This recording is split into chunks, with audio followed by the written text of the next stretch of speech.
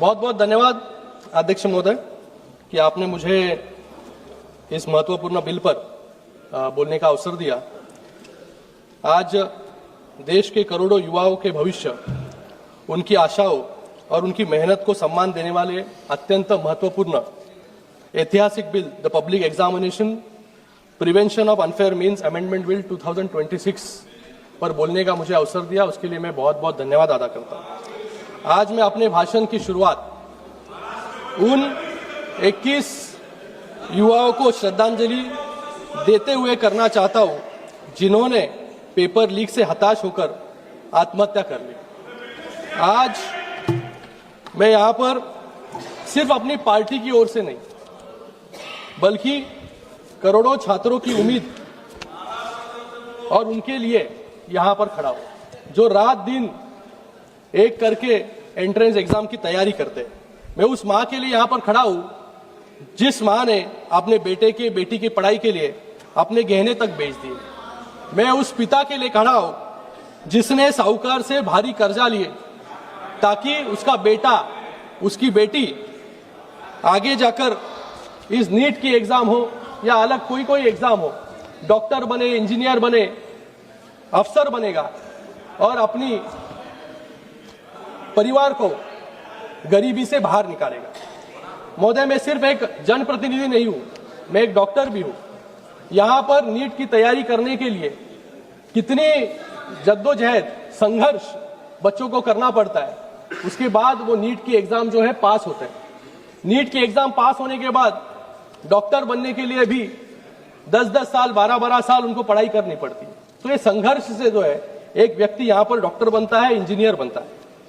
जब paper leak होता है महोदय, तो सिर्फ एक छात्र का सपना नहीं टूटता, उसके पूरे परिवार की हिम्मत टूटती है। आज इसी व्यवस्था का पक्का इलाज का काम इस ऐतिहासिक बिल के माध्यम से यहां पर होने जा रहा है। अध्यक्ष महोदय, मैं यहां पर प्रधानमंत्री जी का धन्यवाद व्यक्त करूंगा कि आज यहां पर एक शक्तिशाली बिल लाने का काम सरकार के माध्यम से हुआ है। मैं महाराष्ट्र से आता हूं और वहां के इतिहास, साहित्य और संस्कृति में शिक्षा और न्याय का वास है। महोदय, महाराष्ट्र वो पुण्यभूमि है जिसने पूरे देश को शिक्षा का मार्ग दिखाया। महात्मा ज्योतिराव फुले हो या क्रांति ज्योति सावित्रीबाई फुले हो, जिन्होंने समाज के तानों, पत्थरों के बीच मार खाकर वंचितों के लिए और लड़कियों के लिए पहला स्वदेशी विद्यालय शुरू किया। राजश्री छत्रपति शाहू महाराज ने कोल्हापुर में मुफ्त और अनिवार्य प्राथमिक शिक्षा लागू कर देश के सामने एक बड़ा आदर्श खड़ा किया। मैं उस महाराष्ट्र से आता हूं जहां पर डॉक्टर बाबा साहेब अम्बेडकर जी ने हमें मूल मंत्र दिया था, शिक्षित बनो, संगठित रहो और संघर्ष करो। बाबा साहेब ने हमें सिखाया कि अन्याय के खिलाफ लड़ना हमारा लोकतांत्रिक अधिकार है। आज जो युवा अपने भविष्य के लिए संघर्ष कर रहे हैं, मैं उनसे कहना चाहता हूं कि शांतिपूर्वक तरीके से अपने हक की मांग करना और अपनी आवाज उठाना हमारी महान संस्कृति का हिस्सा रहा है। हमारी सरकार आपके इस संघर्ष में पूरे ताकत के साथ आपके साथ में खड़ी है। हम युवाओं के इस आक्रोश का केवल आंदोलन नहीं मानते, बल्कि शिक्षा व्यवस्था में एक ऐतिहासिक बदलाव का अवसर मानते हैं। यह केवल एक विरोध नहीं है, बल्कि एक सुरक्षित और पारदर्शी व्यवस्था के निर्माण की शुरुआत है। आज मैं इस सदन के माध्यम से अपने देश के हर एक युवा को बहुत ही भावनिक अपील यहां पर करना चाहूंगा कि कोई भी एक परीक्षा जो है आपकी जिंदगी यहां पर तय नहीं कर सकता। कोई एग्जाम में आप फेल हो जाए तो आप जो यहां पर आत्महत्या जो करते हैं, मुझे लगता है उसके पहले अपने परिवार के बारे में, अपने देश के बारे में भी आपको सोचना बहुत जरूरी है।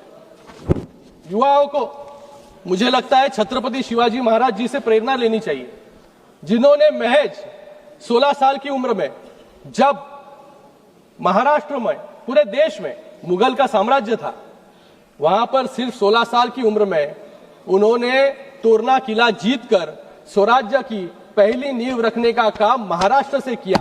उसके बाद पूरे अटक से कटक तक मराठा साम्राज्य को स्थापित करने का काम किया।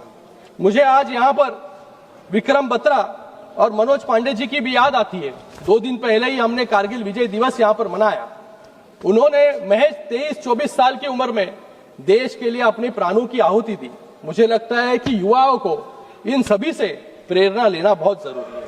मैं आपको विश्वास दिलाता हूं कि हमारे प्रधानमंत्री नरेंद्र मोदी जी और पूरी सरकार आपके साथ ताकत के साथ खड़ी है। पेपर लीक की घटनाओं के तुरंत बाद हमारी सरकार ने रिकॉर्ड समय में ऐसे कड़े कानून बनाए, निर्णय लिए कि जिससे आने वाले समय में पेपर लीक जैसी घटनाएं न हो। हमने सिर्फ निंदा नहीं की बल्कि सिस्टम की सफाई की। सीबीआई ने तुरंत एक्शन लिया। दिल्ली से लेकर पुणे तक 14 एक्यूज को जेल में डालने का काम किया। एनटीए में 47 अधिकारियों को टर्मिनेट करने का काम किया। इसे कहते हैं नैतिकता, और नैतिकता है इस सरकार में। इसलिए हमारे शिक्षा मंत्री धर्मेंद्र प्रधान जी ने इस्तीफा ताकीद दिया। खुद ने आपके वजह से नहीं दिया, आपके वजह से नहीं दिया। पेपर लीक खुद की जिम्मेदारी ली और उस जिम्मेदारी का निर्वहन करने का काम जो है सरकार के माध्यम से आज यहां पर हो रहा है। पेपर लीक एक्यूज को जल्द से जल्द सजा दिलाने के लिए फास्ट ट्रैक कोर्ट बनाया गया। आज इस ऐतिहासिक बिल के जरिए हम शिक्षा माफियों को सिर्फ जेल की सलाखों के पीछे नहीं, बल्कि उनको कठोर आर्थिक जुर्माना लगाने का काम भी यहां पर हम लोग कर रहे हैं। हमारा लक्ष्य सिर्फ अपराधियों को पकड़ना नहीं है, बल्कि बच्चों का कीमती साल बचाना भी है। बिना समय बर्बाद किए नीट का पेपर लीक होने के बाद 37 दिनों में नीट का री एग्जामिनेशन किया गया। 25 दिनों में रिजल्ट जो है यहां पर घोषित किया गया, जिससे छात्र का एक भी साल जो है बर्बाद न हो। ऐसे कड़े कदम जो है सरकार ने यहां पर लिए। माननीय